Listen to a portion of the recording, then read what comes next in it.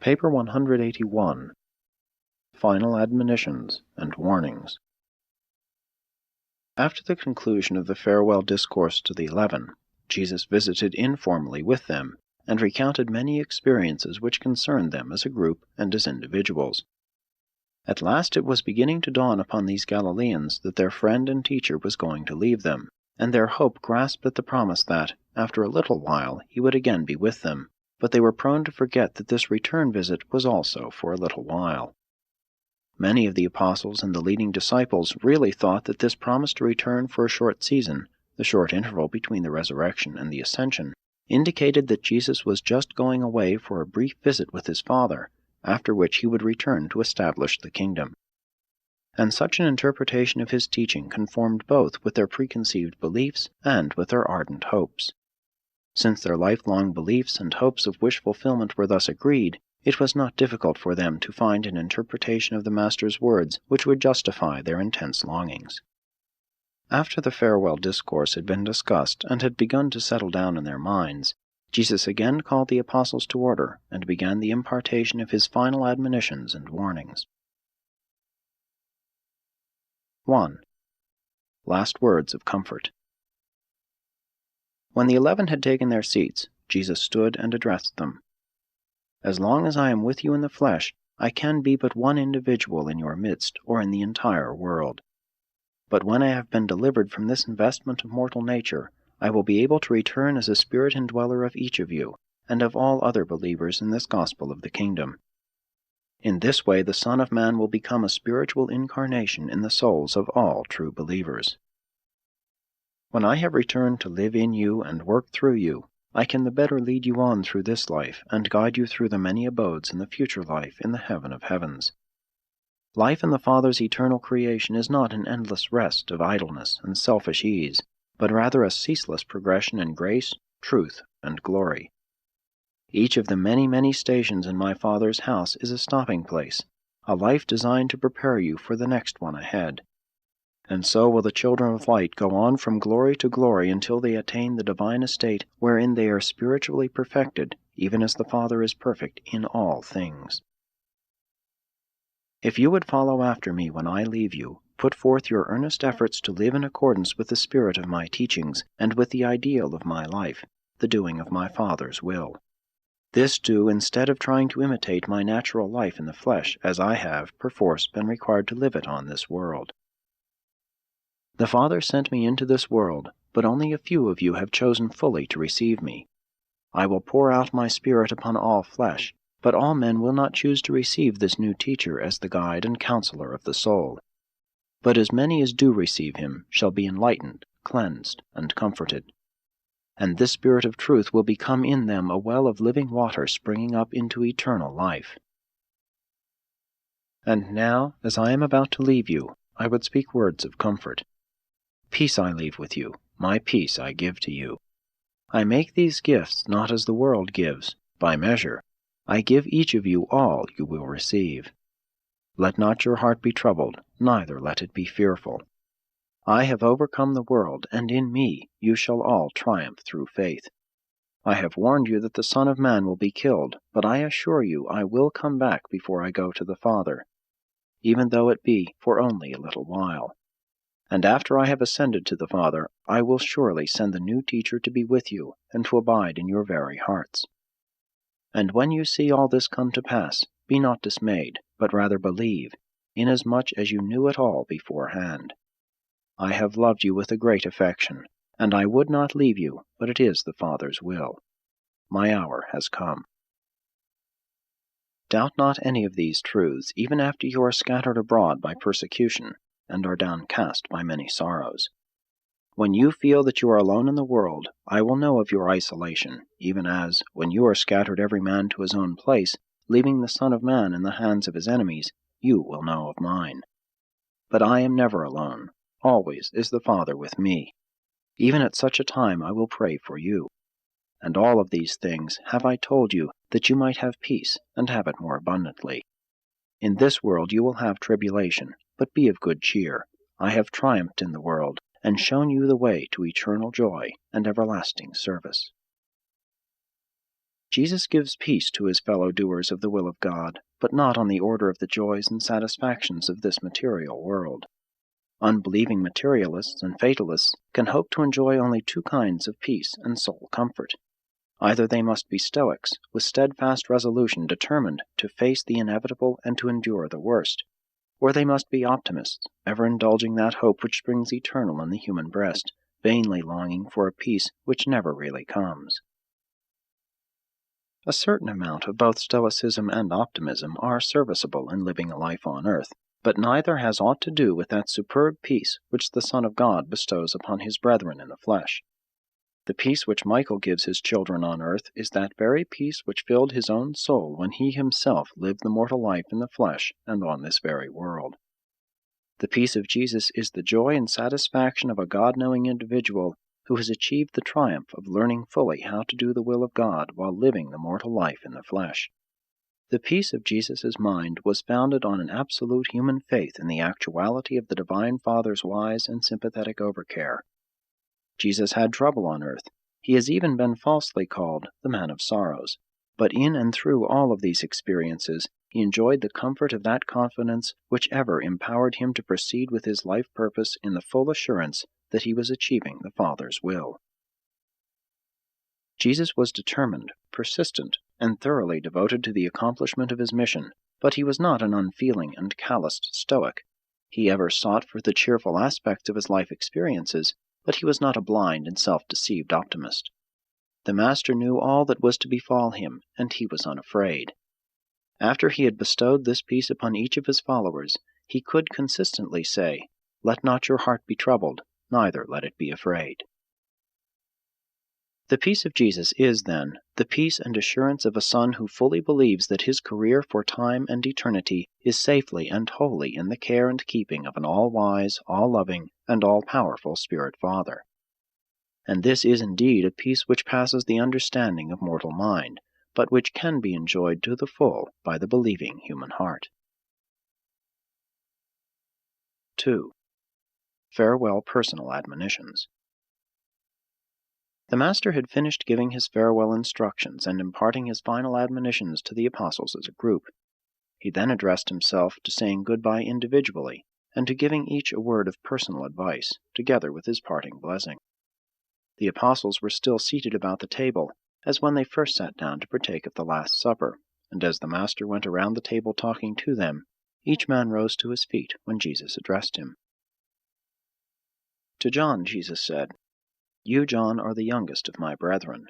You have been very near me, and while I love you all with the same love which a father bestows upon his sons, you are designated by Andrew as one of the three who should always be near me.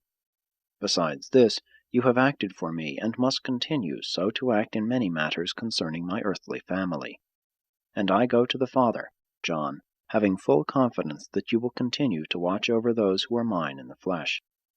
See to it that their present confusion regarding my mission does not in any way prevent your extending to them all sympathy, counsel, and help, even as you know I would if I were to remain in the flesh. And when they all come to see the light and enter fully into the kingdom, while you all will welcome them joyously, I depend upon you, John, to welcome them for me. And now, as I enter upon the closing hours of my earthly career, remain near at hand, that I may leave any message with you regarding my family. As concerns the work put in my hands by the Father, it is now finished except for my death in the flesh, and I am ready to drink this last cup. But as for the responsibilities left to me by my earthly father, Joseph, while I have attended to these during my life, I must now depend upon you to act in my stead in all these matters. And I have chosen you to do this for me, John, because you are the youngest, and will therefore very likely outlive these other apostles. Once we called you and your brother sons of thunder. You started out with us strong-minded and intolerant, but you have changed much since you wanted me to call fire down upon the heads of ignorant and thoughtless unbelievers. And you must change yet more. You should become the apostle of the new commandment which I have this night given you. Dedicate your life to teaching your brethren how to love one another, even as I have loved you." As John Zebedee stood there in the upper chamber, the tears rolling down his cheeks, he looked into the Master's face and said, "And so I will, my Master, but how can I learn to love my brethren more?" And then answered Jesus, "You will learn to love your brethren more when you first learn to love their Father in heaven more, and after you have become truly more interested in their welfare in time and in eternity. And all such human interest is fostered by understanding sympathy, unselfish service, and unstinted forgiveness. No man should despise your youth, but I exhort you always to give due consideration to the fact that age oftentimes represents experience, and that nothing in human affairs can take the place of actual experience. Strive to live peaceably with all men, especially your friends in the brotherhood of the heavenly kingdom. And John, always remember, strive not with the souls you would win for the kingdom." And then the Master, passing round his own seat, paused a moment by the side of the place of Judas Iscariot. The apostles were rather surprised that Judas had not returned before this, and they were very curious to know the significance of Jesus' sad countenance as he stood by the betrayer's vacant seat. But none of them, except possibly Andrew, entertained even the slightest thought that their treasurer had gone out to betray his master, as Jesus had intimated to them earlier in the evening and during the supper. So much had been going on that, for the time being, they had quite forgotten about the Master's announcement that one of them would betray him. Jesus now went over to Simon Zelotes, who stood up and listened to this admonition. "You are a true son of Abraham, but what a time I have had trying to make you a son of this heavenly kingdom. I love you, and so do all of your brethren. I know that you love me, Simon, and that you also love the kingdom, but you are still set on making this kingdom come according to your liking. I know full well that you will eventually grasp the spiritual nature and meaning of my gospel, and that you will do valiant work in its proclamation, but I am distressed about what may happen to you when I depart. I would rejoice to know that you would not falter. I would be made happy if I could know that, after I go to the Father, you would not cease to be my apostle, and that you would acceptably deport yourself as an ambassador of the heavenly kingdom." Jesus had hardly ceased speaking to Simon Zelotes when the fiery patriot, drying his eyes, replied, "Master, have no fears for my loyalty. I have turned my back upon everything that I might dedicate my life to the establishment of your kingdom on earth, and I will not falter. I have survived every disappointment so far, and I will not forsake you." And then, laying his hand on Simon's shoulder, Jesus said, "It is indeed refreshing to hear you talk like that, especially at such a time as this. But, my good friend, you still do not know what you are talking about. Not for one moment would I doubt your loyalty, your devotion. I know you would not hesitate to go forth in battle and die for me, as all these others would," and they all nodded a vigorous approval. "But that will not be required of you. I have repeatedly told you that my kingdom is not of this world, and that my disciples will not fight to effect its establishment. I have told you this many times, Simon, but you refuse to face the truth. I am not concerned with your loyalty to me and to the kingdom, but what will you do when I go away, and you at last wake up to the realization that you have failed to grasp the meaning of my teaching, and that you must adjust your misconceptions to the reality of another and spiritual order of affairs in the kingdom?" Simon wanted to speak further, but Jesus raised his hand and, stopping him, went on to say, "None of my apostles are more sincere and honest at heart than you, but not one of them will be so upset and disheartened as you after my departure. In all of your discouragement my Spirit shall abide with you, and these your brethren will not forsake you. Do not forget what I have taught you regarding the relation of citizenship on earth to sonship in the Father's spiritual kingdom. Ponder well all that I have said to you about rendering to Caesar the things which are Caesar's, and to God that which is God's. Dedicate your life, Simon, to showing how acceptably mortal man may fulfill my injunction concerning the simultaneous recognition of temporal duty to civil powers and spiritual service in the brotherhood of the kingdom. If you will be taught by the Spirit of truth, never will there be conflict between the requirements of citizenship on earth and sonship in heaven, unless the temporal rulers presume to require of you the homage and worship which belong only to God.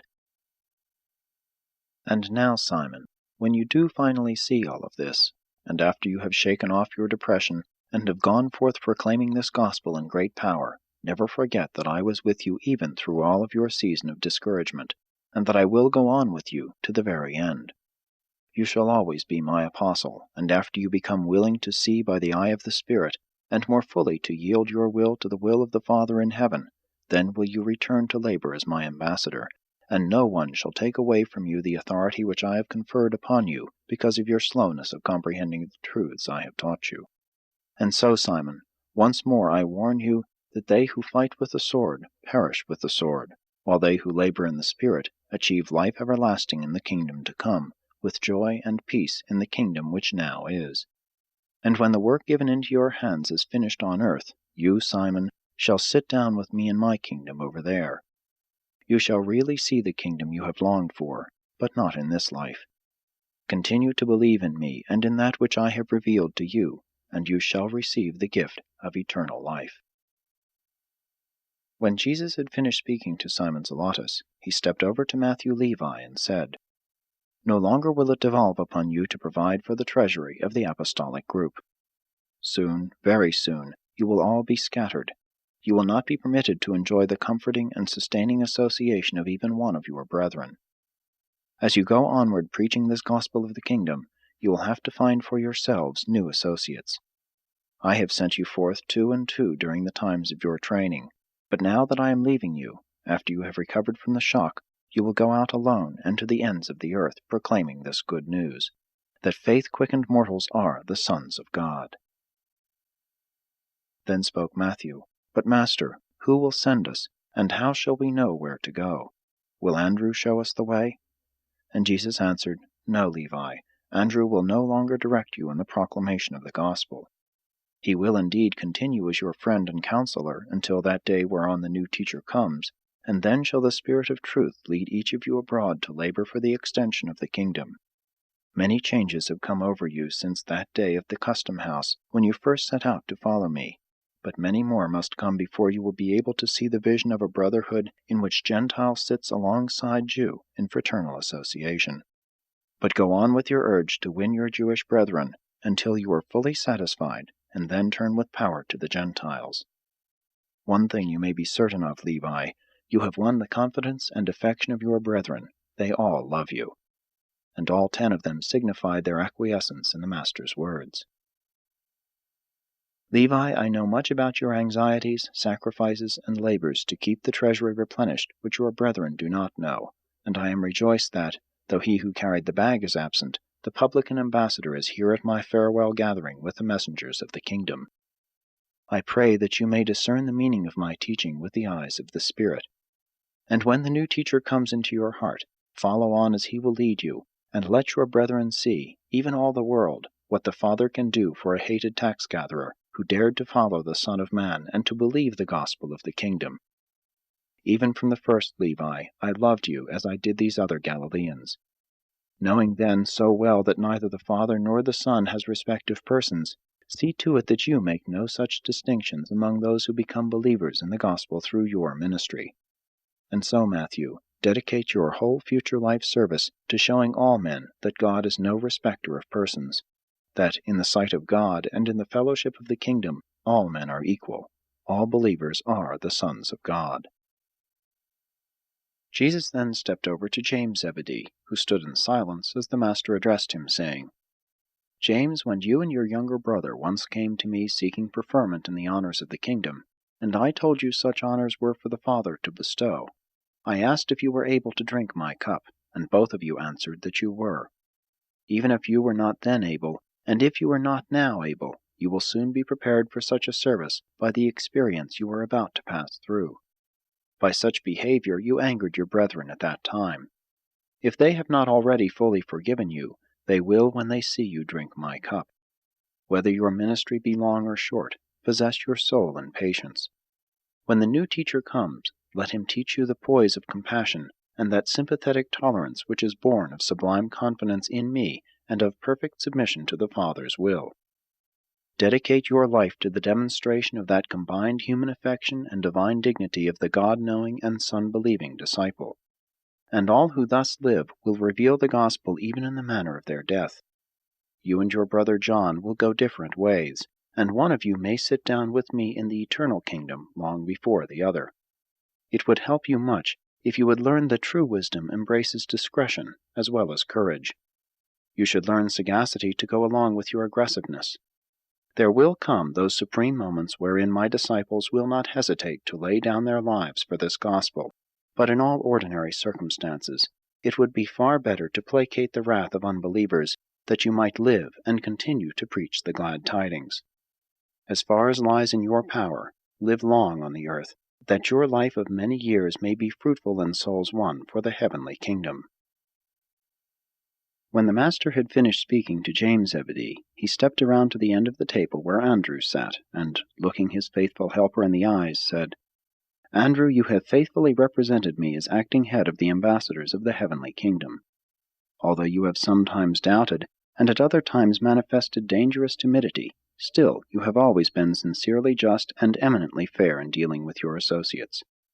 Ever since the ordination of you and your brethren as messengers of the kingdom, you have been self-governing in all group administrative affairs, except that I designated you as the acting head of these chosen ones. In no other temporal matter have I acted to direct or to influence your decisions, and this I did in order to provide for leadership in the direction of all your subsequent group deliberations. In my universe, and in my Father's universe of universes, our brethren's sons are dealt with as individuals in all their spiritual relations, but in all group relationships we unfailingly provide for definite leadership. Our kingdom is a realm of order, and where two or more will creatures act in cooperation, there is always provided the authority of leadership. And now, Andrew, since you are the chief of your brethren by authority of my appointment, and since you have thus served as my personal representative, and as I am about to leave you and go to my Father, I release you from all responsibility as regards these temporal and administrative affairs. From now on you may exercise no jurisdiction over your brethren, except that which you have earned in your capacity as spiritual leader, and which your brethren therefore freely recognize. From this hour you may exercise no authority over your brethren unless they restore such jurisdiction to you by their definite legislative action, after I shall have gone to the Father. But this release from responsibility as the administrative head of this group does not in any manner lessen your moral responsibility to do everything in your power to hold your brethren together with a firm and loving hand during the trying times just ahead, those days which must intervene between my departure in the flesh and the sending of the new teacher who will live in your hearts, and who ultimately will lead you into all truth. As I prepare to leave you, I would liberate you from all administrative responsibility which had its inception and authority in my presence as one among you. Henceforth I shall exercise only spiritual authority over you and among you. If your brethren desire to retain you as their counselor, I direct that you should, in all matters temporal and spiritual, do your utmost to promote peace and harmony among the various groups of sincere gospel believers. Dedicate the remainder of your life to promoting the practical aspects of brotherly love among your brethren. Be kind to my brothers in the flesh when they come fully to believe this gospel. Manifest loving and impartial devotion to the Greeks in the west and to Abner in the east. Although these my apostles are soon going to be scattered to the four corners of the earth, there to proclaim the good news of the salvation of sonship with God, you are to hold them together during the trying time just ahead, that season of intense testing, during which you must learn to believe this gospel without my personal presence, while you patiently await the arrival of the new teacher, the Spirit of truth. And so, Andrew, though it may not fall to you to do the great works as seen by men, be content to be the teacher and counselor of those who do such things. Go on with your work on earth to the end, and then shall you continue this ministry in the eternal kingdom. For have I not many times told you that I have other sheep, not of this flock? Jesus then went over to the Alphaeus twins, and, standing between them, said, My little children, you are one of the three groups of brothers who chose to follow after me. All 6 of you have done well to work in peace with your own flesh and blood, but none have done better than you. Hard times are just ahead of us. You may not understand all that will befall you and your brethren, but never doubt that you were once called to the work of the kingdom. For some time there will be no multitudes to manage, but do not become discouraged. When your life work is finished, I will receive you on high, where in glory you shall tell of your salvation to seraphic hosts and to multitudes of the high sons of God. Dedicate your lives to the enhancement of commonplace toil. Show all men on earth and the angels of heaven how cheerfully and courageously mortal man can, after having been called to work for a season in the special service of God, return to the labors of former days. If for the time being your work in the outward affairs of the kingdom should be completed, you should go back to your former labors with a new enlightenment of the experience of sonship with God, and with the exalted realization that, to him who is God-knowing, there is no such thing as common labor or secular toil. To you who have worked with me, all things have become sacred, and all earthly labor has become a service even to God the Father. And when you hear the news of the doings of your former apostolic associates, rejoice with them, and continue your daily work as those who wait upon God, and serve while they wait. You have been my apostles, and you always shall be, and I will remember you in the kingdom to come. And then Jesus went over to Philip, who, standing up, heard this message from his master. Philip, you have asked me many foolish questions, but I have done my utmost to answer every one. And now would I answer the last of such questionings which have arisen in your most honest but unspiritual mind. All the time I have been coming around toward you, have you been saying to yourself, what shall I ever do if the Master goes away and leaves us alone in the world? O you of little faith! And yet you have almost as much as many of your brethren. You have been a good steward, Philip. You failed us only a few times, and one of those failures we utilized to manifest the Father's glory. Your office of stewardship is about over. You must soon more fully do the work you were called to do, the preaching of this gospel of the kingdom. Philip, you have always wanted to be shown, and very soon shall you see great things. Far better that you should have seen all this by faith, but since you are sincere, even in your material sightedness, you will live to see my words fulfilled. And then, when you are blessed with spiritual vision, go forth to your work, dedicating your life to the cause of leading mankind to search for God, and to seek eternal realities with the eye of spiritual faith, and not with the eyes of the material mind. Remember, Philip, you have a great mission on earth, for the world is filled with those who look at life just as you have tended to. You have a great work to do, and when it is finished in faith, you shall come to me in my kingdom, and I will take great pleasure in showing you that which eye has not seen, ear heard, nor the mortal mind conceived. In the meantime, become as a little child in the kingdom of the Spirit, and permit me, as the Spirit of the new teacher, to lead you forward in the spiritual kingdom. In this way will I be able to do much for you, which I was not able to accomplish when I sojourned with you as a mortal of the realm. And always remember, Philip, he who has seen me has seen the Father. Then went the Master over to Nathanael. As Nathanael stood up, Jesus bade him be seated, and, sitting down by his side, said, Nathanael, you have learned to live above prejudice, and to practice increased tolerance since you became my apostle, but there is much more for you to learn. You have been a blessing to your fellows in that they have always been admonished by your consistent sincerity. When I have gone, it may be that your frankness will interfere with your getting along well with your brethren, both old and new. You should learn that the expression of even a good thought must be modulated in accordance with the intellectual status and spiritual development of the hearer. Sincerity is most serviceable in the work of the kingdom when it is wedded to discretion. If you would learn to work with your brethren, you might accomplish more permanent things. But if you find yourself going off in quest of those who think as you do, in that event, dedicate your life to proving that the God-knowing disciple can become a kingdom builder even when alone in the world, and wholly isolated from his fellow believers.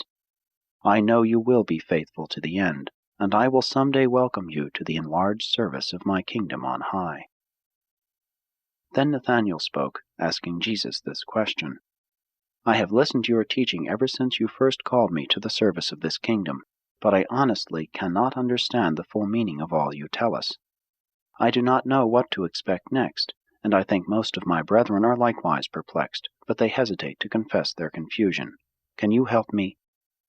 Jesus, putting his hand on Nathanael's shoulder, said, My friend, it is not strange that you should encounter perplexity in your attempt to grasp the meaning of my spiritual teachings, since you are so handicapped by your preconceptions of Jewish tradition, and so confused by your persistent tendency to interpret my gospel in accordance with the teachings of the scribes and Pharisees. I have taught you much by word of mouth, and I have lived my life among you. I have done all that can be done to enlighten your minds and liberate your souls, and what you have not been able to get from my teachings and my life, you must now prepare to acquire at the hand of that master of all teachers, actual experience. And in all of this new experience which now awaits you, I will go before you, and the Spirit of truth shall be with you. Fear not. That which you now fail to comprehend, the new teacher, when he is come, will reveal to you throughout the remainder of your life on earth, and on through your training in the eternal ages. And then the Master, turning to all of them, said, Be not dismayed that you fail to grasp the full meaning of the gospel. You are but finite mortal men, and that which I have taught you is infinite, divine, and eternal. Be patient and of good courage, since you have the eternal ages before you in which to continue your progressive attainment of the experience of becoming perfect, even as your Father in paradise is perfect. And then Jesus went over to Thomas, who, standing up, heard him say, Thomas, you have often lacked faith. However, when you have had your seasons with doubt, you have never lacked courage. I know well that the false prophets and spurious teachers will not deceive you. After I have gone, your brethren will the more appreciate your critical way of viewing new teachings. And when you are all scattered to the ends of the earth in the times to come, remember that you are still my ambassador. Dedicate your life to the great work of showing how the critical material mind of man can triumph over the inertia of intellectual doubting when faced by the demonstration of the manifestation of living truth as it operates in the experience of spirit-born men and women who yield the fruits of the Spirit in their lives, and who love one another, even as I have loved you. Thomas, I am glad you joined us, and I know, after a short period of perplexity, you will go on in the service of the kingdom. Your doubts have perplexed your brethren, but they have never troubled me. I have confidence in you, and I will go before you even to the uttermost parts of the earth. Then the Master went over to Simon Peter, who stood up as Jesus addressed him. Peter, I know you love me, and that you will dedicate your life to the public proclamation of this gospel of the kingdom to Jew and Gentile. But I am distressed that your years of such close association with me have not done more to help you think before you speak. What experience must you pass through before you will learn to set a guard upon your lips? How much trouble have you made for us by your thoughtless speaking, by your presumptuous self-confidence? And you are destined to make much more trouble for yourself if you do not master this frailty. You know that your brethren love you in spite of this weakness, and you should also understand that this shortcoming in no way impairs my affection for you, but it lessens your usefulness and never ceases to make trouble for you. But you will undoubtedly receive great help from the experience you will pass through this very night. And what I now say to you, Simon Peter, I likewise say to all your brethren here assembled. This night you will all be in great danger of stumbling over me. You know it is written, The shepherd will be smitten, and the sheep will be scattered abroad. When I am absent, there is great danger that some of you will succumb to doubts and stumble because of what befalls me. But I promise you now that I will come back to you for a little while, and that I will then go before you into Galilee. Then said Peter, placing his hand on Jesus' shoulder, No matter if all my brethren should succumb to doubts because of you, I promise that I will not stumble over anything you may do. I will go with you and, if need be, die for you. As Peter stood there before his Master, all a-tremble with intense emotion and overflowing with genuine love for him, Jesus looked straight into his moistened eyes as he said, Peter, verily, verily I say to you, this night the cock will not crow until you have denied me 3 or 4 times. And thus what you have failed to learn from peaceful association with me, you will learn through much trouble and many sorrows. And after you have really learned this needful lesson, you should strengthen your brethren, and go on living a life dedicated to preaching this gospel, though you may fall into prison and, perhaps, follow me in paying the supreme price of loving service in the building of the Father's kingdom. But remember my promise. When I am raised up, I will tarry with you for a season before I go to the Father. And even this night will I make supplication to the Father that he strengthen each of you for that which you must now so soon pass through. I love you all with the love wherewith the Father loves me, And therefore should you henceforth love one another, even as I have loved you." And then, when they had sung a hymn, they departed for the camp on the Mount of Olives.